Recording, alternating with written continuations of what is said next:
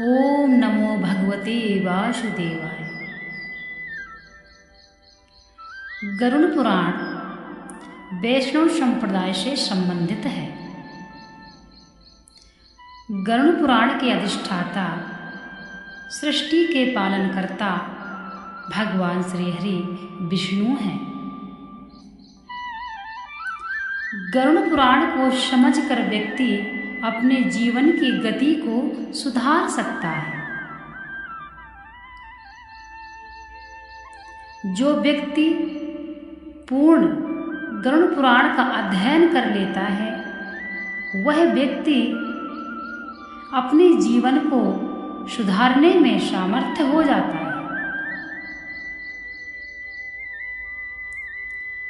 गरुड़ पुराण हर व्यक्ति को सुननी चाहिए।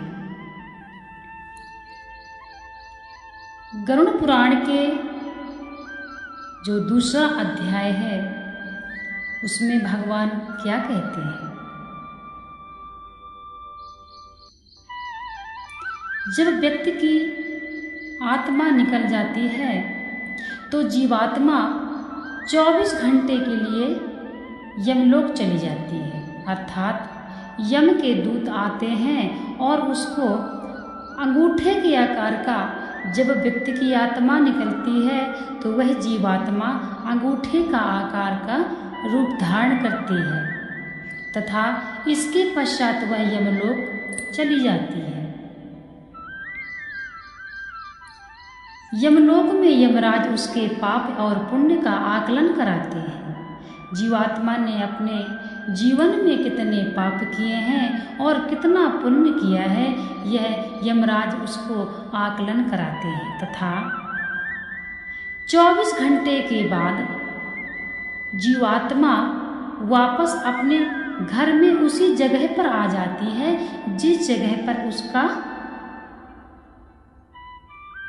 अंत हुआ था, अर्थात जिस जगह पर उसकी आत्मा निकली थी। तथा 13 दिन तक आत्मा अपने ही घर पर अपने परिवार के साथ रहती है, रोती है, बिलखती है, सबको समझाने का प्रयत्न करती है, परंतु उसे कोई महसूस नहीं कर सकता। जब उसके परिवारजन विलाप करते हैं तो वह सबको समझाने का प्रयत्न करती है, परंतु उस आत्मा को कोई महसूस नहीं कर सकता है। तड़पती हुई आत्मा अत्यंत कष्ट के साथ वह अपना शरीर देखती है और पुनः अपने शरीर में प्रवेश करने का बहुत ही प्रयत्न करती है। वह पुनः अपना शरीर धारण करने का, उस शरीर में प्रवेश करने का बहुत प्रयत्न करती है तथा वह असफल हो जाती है और हा हा करके रोती है। अपने परिवार को, अपने सभी संबंधियों को देखकर वह आत्मा हा हा करके रोती है, चिल्लाती है, परंतु उसका कोई कुछ भी महसूस करने में सामर्थ्य नहीं होता है। आत्मा को पिंडदान का विधान क्यों बताया गया है? जीवात्मा के लिए पिंडदान का विधान अनिवार्य है, क्योंकि व्यक्ति के पुण्य कम तथा पाप ज़्यादा हो जाते हैं। इसीलिए जीवात्मा को पिंडदान का विधान आवश्यक है।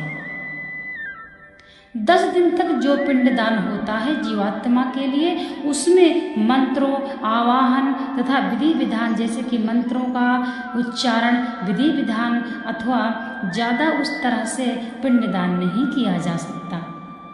जीवात्मा का 10 दिन तक जो पिंडदान किया जाता है उसमें सिर्फ उसके गोत्र और उसके नाम से ही दिया जाता है। आवाहन, विसर्जन तथा मंत्रों की आवश्यकता नहीं है। 10 दिन तक पिंडदान जो दिया जाता है, उसी में उस जीवात्मा का 1 हाथ लंबा शरीर निर्माण होता है। पहले दिन जो पिंडदान दिया जाता है, उससे जीवात्मा का मूर्धा का निर्माण होता है। देखिए, 10 दिन तक पिंडदान दिया जाता है। तथा पिंडदान के 4 भाग हो जाते हैं। 2 भाग से जीवात्मा का शरीर का निर्माण होता है, 1 भाग जीवात्मा को मिलती है तथा 1 भाग यमराज को मिलता है। पहले दिन जो पिंडदान किया जाता है उससे उस जीवात्मा का मूर्धा का निर्माण होता है तथा दूसरे दिन जो पिंडदान किया जाता है उससे जीवात्मा के दोनों स्कंद तथा ग्रीवा का निर्माण होता है। तीसरे दिन जो पिंडदान किया जाता है उससे जीवात्मा के वक्ष स्थल का निर्माण होता है तथा चौथे दिन जो पिंडदान किया जाता है दोस्तों उससे उस जीवात्मा के पृष्ठभाग का निर्माण होता है। 5वें दिन जो पिंडदान किया जाता है उससे उसके नाभि भाग का निर्माण होता है। 6वें दिन जो पिंडदान दिया जाता है उससे उसके कटभाग का निर्माण होता है। इसी प्रकार से 7वें दिन पैरों, तालवे तथा उसके पंजों का निर्माण होता है और 10वें दिन जो पिंडदान दिया जाता है उससे उस जीवात्मा की क्षुधा का निर्माण होता है। 10वें दिन जीवात्मा अत्यंत भूख महसूस करती है, तड़पती है भूख से तथा परेशान होती है और हा हा करके रोती है तथा अपने द्वार पर ही रहती है। 13 दिन तक आत्मा उसी जगह पर, उसी द्वार पर रहती है जिस जगह पर उसकी अंतिम सांस फूटती है। जब 10वें दिन उस जीवात्मा के क्षुधा का निर्माण हो जाता है तब 10वें दिन यह विधान है कि अच्छे से अच्छा भोजन बनाकर उस जीवात्मा को उस दिन आहार प्राप्त होता है। इसीलिए 10वें दिन अच्छा भोजन बनाकर जीवात्मा को प्राप्त होता है, अच्छा भोजन बनता है। 11वें, 12वें और 13वें दिन तक जो भी वस्त्र, पात्र, दीपदान जो भी किया जाता है वह आत्मा को मिलता है, यानी आत्मा की सहायता करता है, वह जीवात्मा के लिए ही होता है।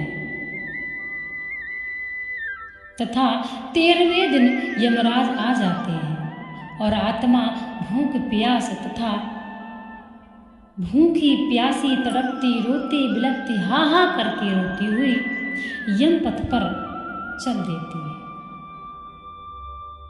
तथा यमराज आकर उसको अपने पास में बांधकर और घसीटते हुए यम के रास्ते ले जाते हैं और कहते हैं, जल्दी चलो, हम आपको अत्यंत शीघ्र यमलोक ले जाएंगे। यदि आत्मा पुण्यात्मा होती है, जो व्यक्ति अपने जीवन में पुण्य करता है, ईमानदारी से जीता है तथा जीवों को नहीं मारता है, वह व्यक्ति उतनी ही सरलता से यम का पथ अपना चल लेता है, उसको उतना कष्ट नहीं मिलता। परंतु जो व्यक्ति अपनी जिंदगी भर पाप करता है उसको यमलोक जाने में बड़ी कठिनाइयों का सामना करना पड़ता है।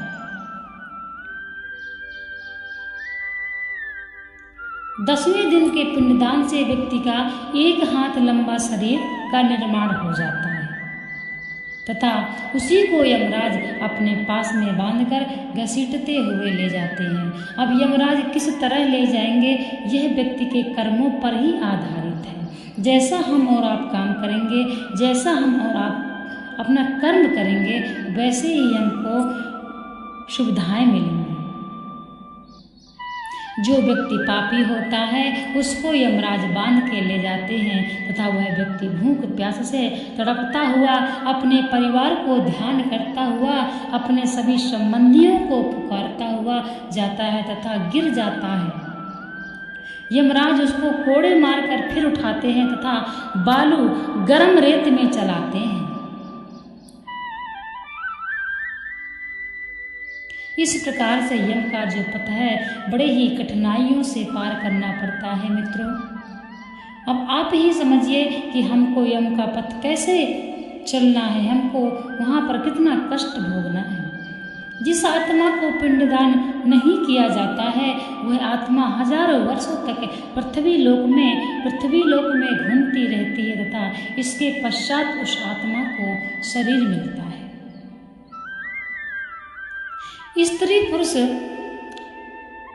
जिनकी मृत्यु हो जाती है, जब उनको आहार दिया जाता है तो प्रेत कहकर दिया जाता है। प्रेत कहने से उनको आनंद का महसूस होता है,